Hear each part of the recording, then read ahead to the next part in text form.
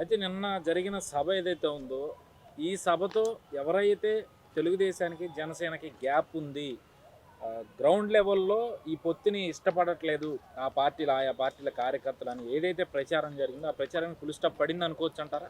వరప్రసాద్ గారు మీకు ఒక మాట చెప్తున్నాను. హ్మ్. జనసేన తెలుగుదేశం పార్టీ పొత్తు అన్న దగ్గర నుంచి ఆ పొత్తుని చిట్లగొట్టడానికి, ఆ పొత్తుని కలవకుండా చేయడానికి జగన్మోహన్ రెడ్డి గారు చాలా ప్రయత్నాలు చేశాడు. ఎన్ని ప్రయత్నాలు చేశాడంటే పవన్ కళ్యాణ్‌ని క్యారెక్టర్ అసాసియేషన్ చేశాడు. ఆయన 3 పెళ్ళిళ్ళు చేసుకున్నాడు. మరో 3 పెళ్ళిళ్ళు చేసుకోబోతున్నాడు. కాపు కులం ఇలా క్యారెక్టర్ అసాసినేషన్ చేశాడు. ఇప్పటికి చేస్తుంది కూడా ఏంటంటే 2 రాజకీయ పార్టీలు సార్ అవి.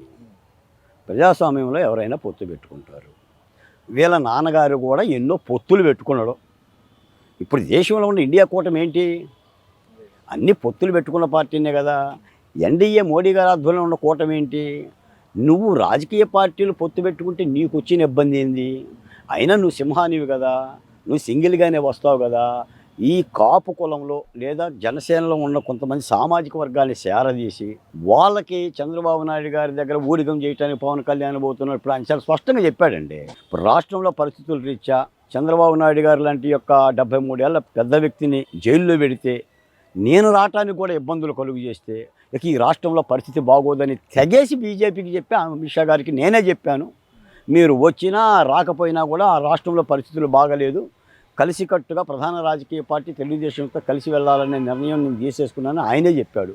పార్టీ అధ్యక్షుడిగా ఆయన చెప్పిన తర్వాత ఈ ప్రతిపక్షాలకు సంబంధించిన మాటలు కానీ, వంకలు కానీ, లేదా ఇతర మాటలు కానీ వాటికి అర్థమేముంటుంది? కాబట్టి సహజంగా కూడా ఏంటంటే కొంతమంది ఏంటంటే వైసీపీ యొక్క శ్రేయోభిలాషులు ఆ పార్టీ మళ్ళీ పునరుజ్జీవనం పొందాలని, జగన్మోహన్ రెడ్డి గారిని మళ్ళీ ముఖ్యమంత్రి చేయాలని ఒక పెయిడ్ ఆర్టిస్టులు ఆ ముసుగు ధరించి ప్రతిపక్షాల మీద దాడి చేస్తుంటారు. అసలు ఇక్కడ ప్రతిపక్షాలు అంటే ప్రజల పక్షం అండి. ఈ రోజున అధికారం మారాలని మేము కోరుకుంటున్నాం, ప్రతిపక్ష పార్టీలు అదే కోరుకుంటున్నాం. మీరు కోరుకున్నా, నేను కోరుకున్నా కూడా వీళ్ళందరూ కలిసికట్టుగా అధికార పక్షం మీద ఉండాల్సిందే తప్ప కేవలం అధికార పక్షానికి ఊడిగం చేద్దామని ఉద్దేశం చేత ఈ యొక్క పొత్తుని వాళ్ళ ఏదో రాళ్ళేయటం తప్ప, అయినా పొత్తు స్పష్టంగా అయిపోయింది. 2 రాజకీయ ప్రధాన పార్టీల పొత్తు పెట్టుకున్న తర్వాత బయట నుంచి రాళ్ళు వేసేవాడికి ప్రాధాన్యత ఏముంటుంది? తప్పనిసరిగా ఒక మంచి కలయిక మేము కోరుకుంది కూడా అదే. అయితే పవన్ కళ్యాణ్ బీజేపీ కూడా కలిసి వస్తుందని చెప్పి ఇప్పటికీ ఆశిస్తున్నాను అని ఏదైతే ఆయన చెప్తానో ప్రతి సభలో కూడా, అని ఈ పొత్తు ప్రకటించిన నాటి నుంచి బీజేపీ కూడా కలిసి వస్తుందని ఆశిస్తున్నాను అన్న మాట మీరు ఎట్లా చూస్తారు? నిజమే వరప్రసాద్ గారు, ఆయన ఎప్పటికీ భారతీయ జనతా పార్టీతో పొత్తులో ఉన్నాడు కేంద్రంలో. ఆయన రాజకీయ పరిస్థితుల కారణంగా, ఆయన పార్టీ నిర్ణయం కారణంగా గతంలోనే ఆ నిర్ణయం తీసుకున్నాడు, ఇప్పటికే ఉన్నాడు. అది కలిసి వస్తుందని ఆయన అంటున్నాడు. ఇప్పటికైతే ఆ సంకేతాలు లేవు. తెలుగుదేశం పార్టీ కూడా భారతీయ జనతా పార్టీ కలిసి వస్తుందా కలిసి రాదనే విషయం మీద స్పష్టత ఇవ్వటంలా. అసలు ఆంధ్రప్రదేశ్లో ప్రధానమైన రాజకీయ పార్టీలు ఈ 2. ఓట్ల బలం ఉన్నా, కాస్త ప్రజల్లో బలం ఉన్నా సరే ఈ 2 ప్రధాన రాజకీయ పార్టీలు కలుస్తున్న మాట యథార్థం. మిగిలిన పార్టీలు కలుస్తాయా లేదా అని చెప్పేసి అనేది ఆ పార్టీలు నిర్ణయించుకోవాలి.